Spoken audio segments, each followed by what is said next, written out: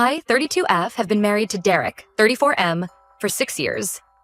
We have 2 kids, Emma, 4F, and Liam, 2M.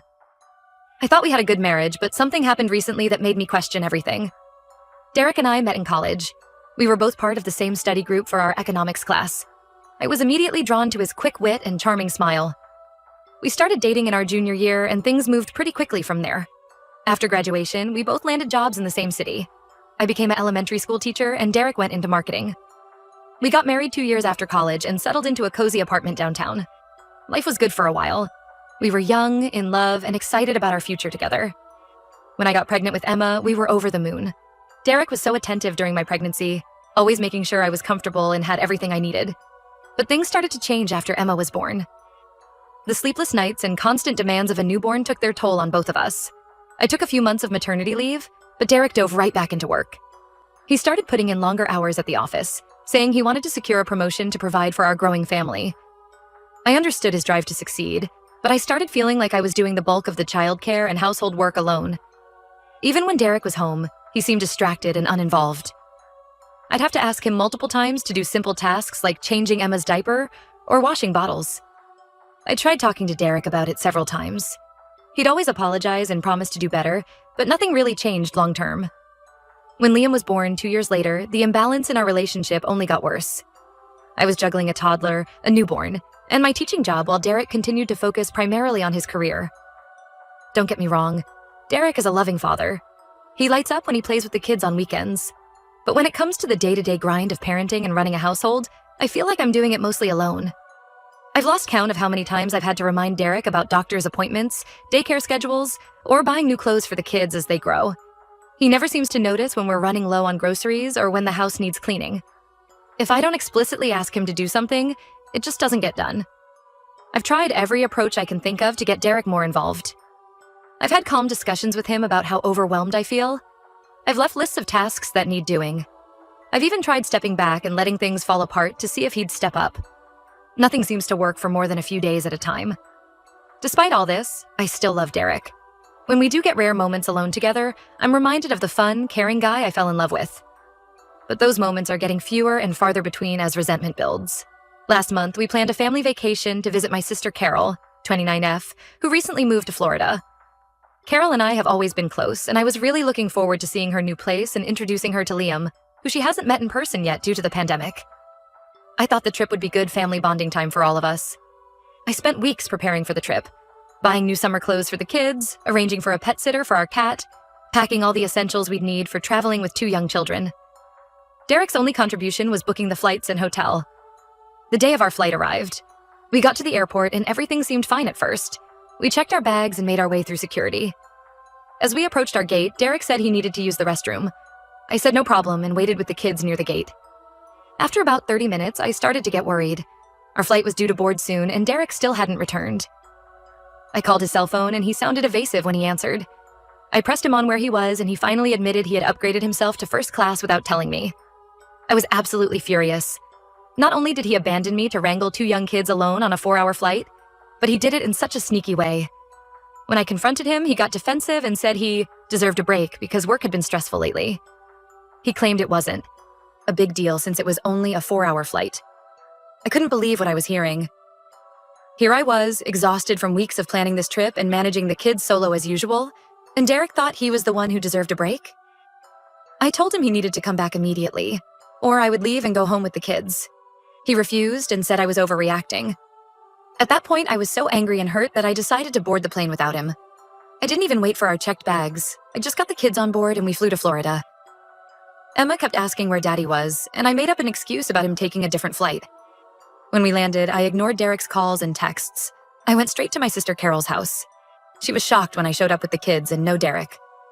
I broke down crying and told her everything, not just about the airport incident, but all the built-up resentment and frustration from years of feeling unsupported. Carol was furious on my behalf. She's always been protective of me, even though she's younger. She insisted we stay with her as long as we needed and said Derek's behavior was completely unacceptable. Derek kept calling and texting, begging me to tell him where we were.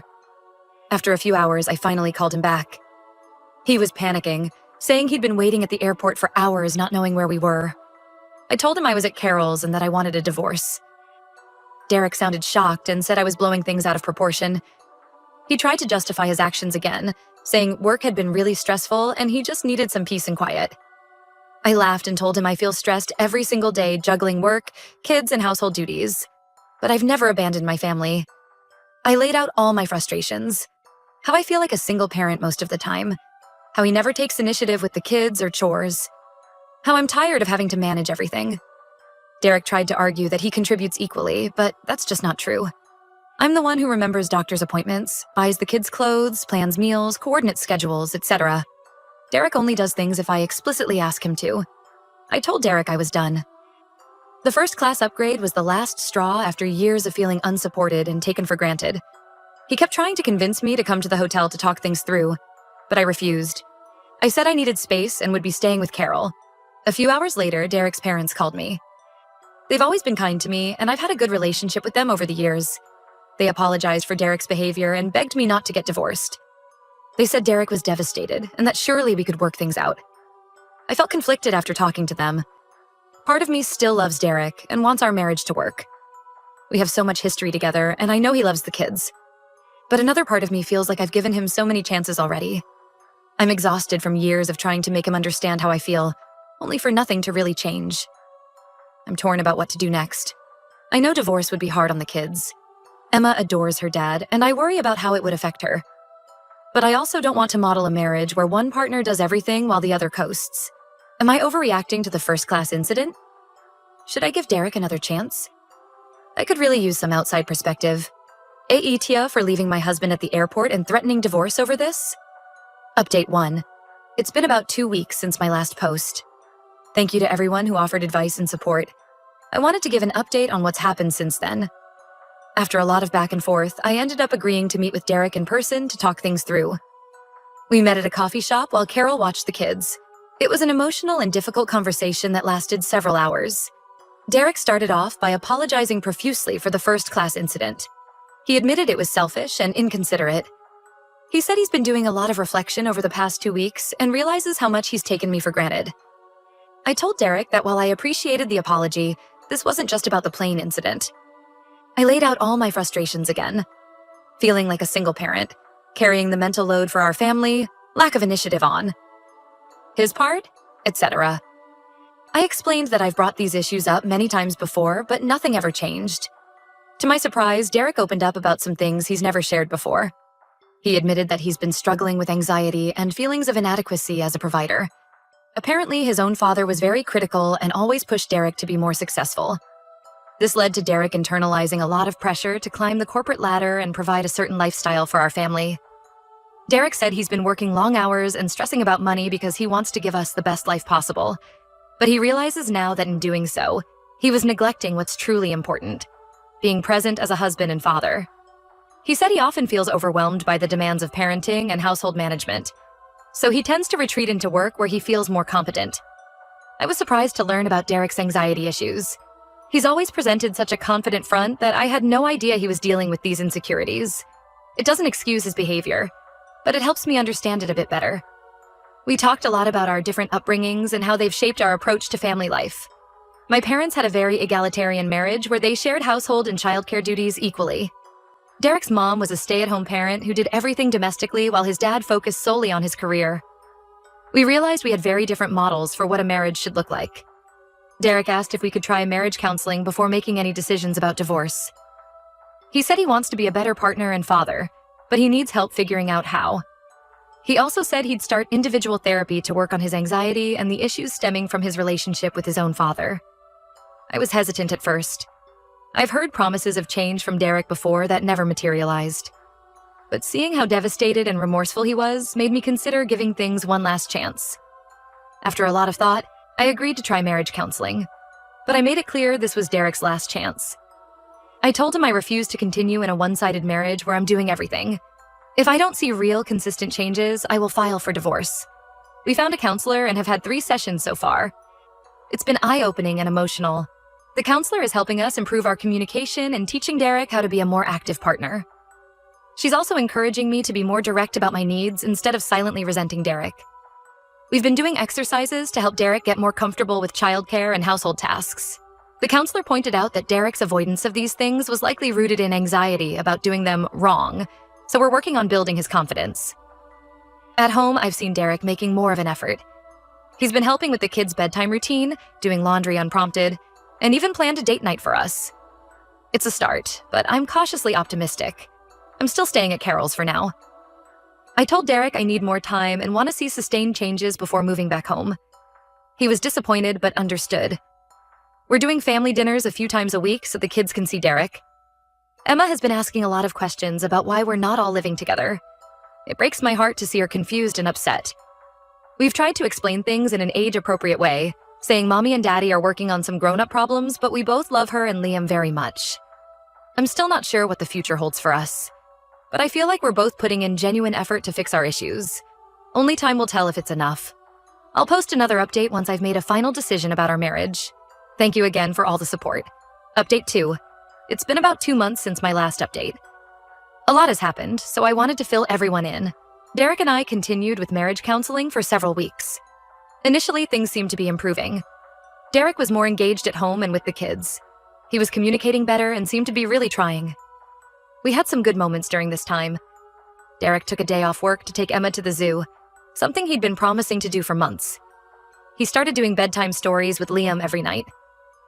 We even had a few date nights where we reconnected and remembered why we fell in love in the first place.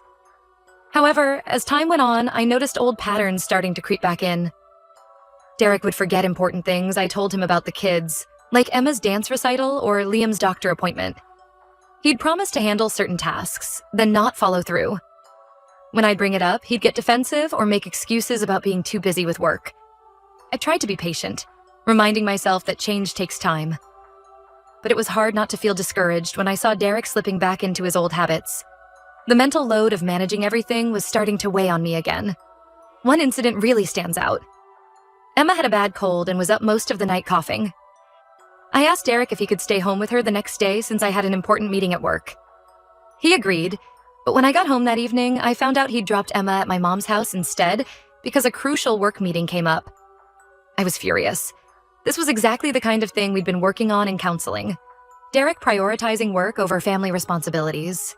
When I confronted him about it, he got defensive and said I didn't understand the pressure he was under at work.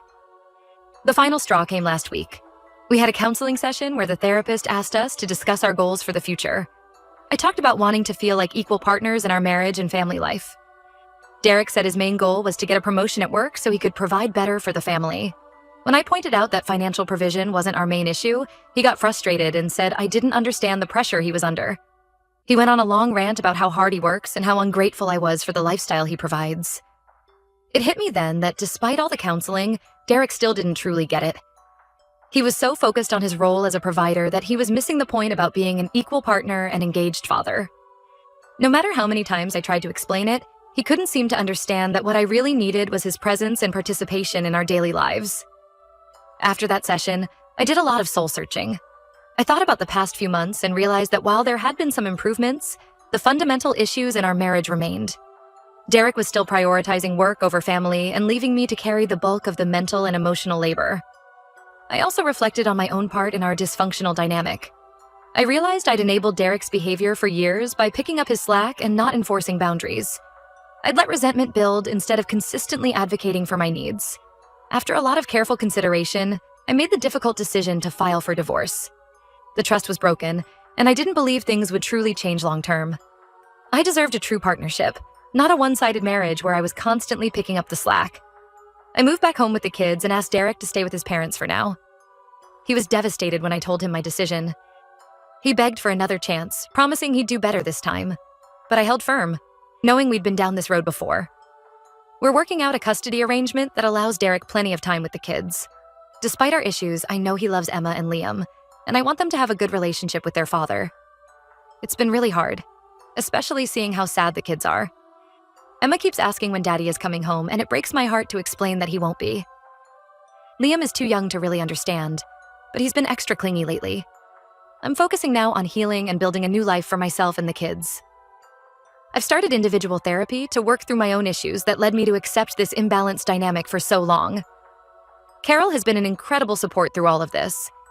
She's helped with the kids, listened to me cry, and reminded me that I'm making the right choice for my long-term happiness and well-being. I'm not sure what the future holds, but I'm cautiously optimistic. For the first time in a long time, I feel like I'm standing up for myself and my needs. It's scary, but also empowering. Thank you to everyone who's followed my story and offered support. It means more than you know. Wishing you all the best.